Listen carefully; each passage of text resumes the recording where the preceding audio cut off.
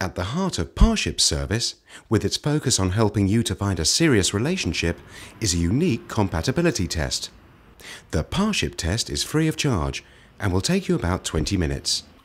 Based on your results, the service generates your personal psychometric profile and recommends a list of people whose profiles are compatible with yours. Then, it's over to you to take a closer look at each person, to see how your profiles match, and to read what they have to say about themselves. It all sounds fascinating, but what are the basic principles of compatibility between two people? Well, you've heard the old saying, opposites attract. In fact, that's not actually the case. It's similarities that attract, because we like people who are similar to ourselves. So what PARSHIP does is it looks at all those psychological factors, lifestyle, attitudes, interests, and rather than matching you with someone who's the opposite, it matches you with someone who's pretty similar to you. Pretty similar, except sometimes we need a little bit of contrast to bring out the best in us. So for example, if you're somebody that's highly assertive, you don't actually need to be with somebody who is equally assertive.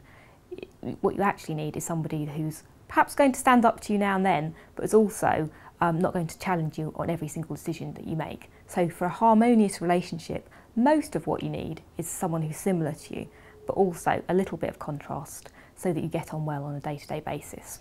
It seems that putting your faith in PARSHIP's compatibility test really could lead to great things.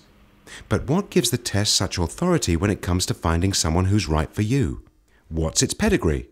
And who created it? The PARSHIP compatibility test was created by Professor Hugo Schmale from Hamburg University and his team of psychologists, and it's based on a body of academic work spanning over 40 years. So, 40 years of research at a leading university form the foundation of the PARSHIP test. But how is all that accumulated wisdom put to good use? What does the test measure?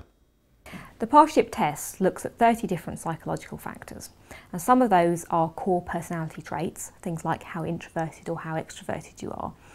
But there's a number of other factors that it also takes into account. An example of this might be something like your desire for emotional intimacy in a relationship. You probably know people who like their own space a lot. If you like your own space, you like time to yourself, time for quiet reflection, doing your own thing. Obviously, if you're with somebody that really, really wants to spend a lot more time with you, then that can lead you to feeling pressurised. If you're the sort of person that likes to share a lot with their partner, for example, if you've read a good book, you like your partner to read it too so you can talk about it. You like to spend a lot of time together, sharing day-to-day things together. Then of course it's important that you're with somebody who's similar in that regard.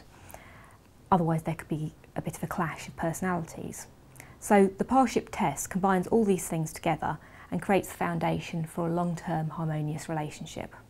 Other than the 30 psychological factors that PARSHIP uses, you have your own selection criteria that you type in yourself. And that includes things like age, sex, height, location, whether or not somebody has children, whether they're a smoker or a non-smoker. Those are the things that you're looking for specifically in a potential partner.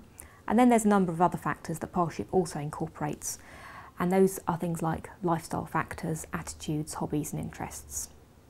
With all that expertise behind it, it sounds as though the PARSHIP compatibility test is well worth a serious look. And it's free to do. So, how do you take the PARSHIP test?